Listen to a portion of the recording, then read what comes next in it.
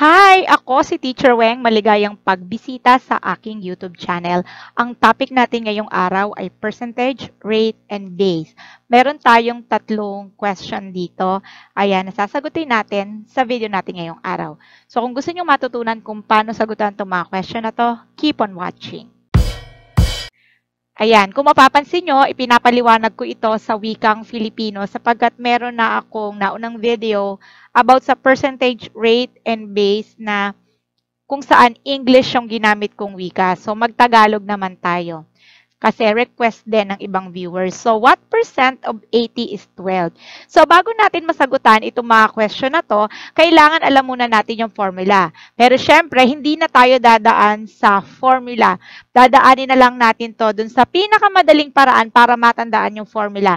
Ito yung tinatawag natin na triangle diagram. So, ito yung tinatawag natin triangle diagram. So, kasi literal na nasa loob siya ng triangle. So, meron tayo ditong PBR. Ayan. So, ang ibig sabihin ng P ay percentage, yung B is base, and R is rate.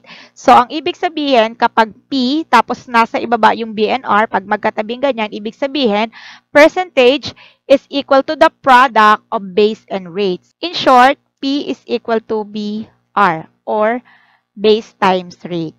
Ngayon naman, kapag ka naman base yung hinahanap mo, so nakalagay dyan B, tapos yung P nasa taas, yung R nasa ilalim, ibig sabihin nun, kailangan mong i-divide yung percentage by rate. Ayan, so B is equal to P over R. So ngayon, pag hinahanap naman natin yung rate, ganun din. I-divide naman natin yung P sa B. So papalitan lang natin yung denominator. So R is equal to P over B. Ayan. So ganun lang. So ang mahalaga lang, alam mo kung ano dapat yung hinahanap. So dapat alam mo kung hinahanap ba ay percentage, kung base ba, or rate ba. Kasi kapag hindi mo yun alam, malabo rin nating masagutan kahit na gaano mo pa kakabisado yung formula. So, dito tayo sa number 1. What percent of 80 is 12? So, dito, kahit tinanong na what percent, hindi percentage ang nawawala.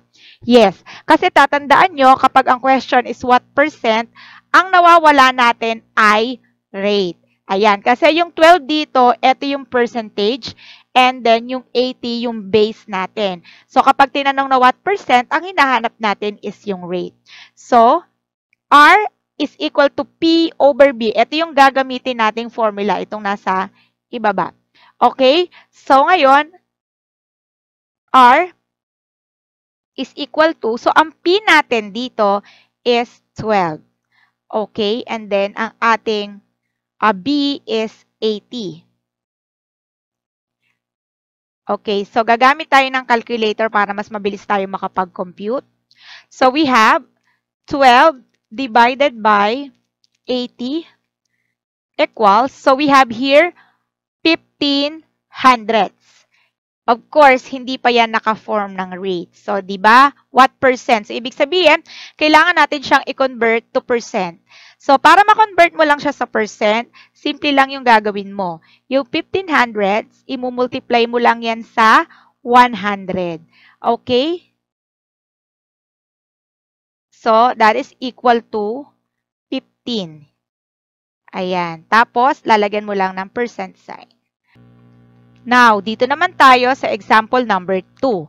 15% of what number is 13 and 35 hundredths?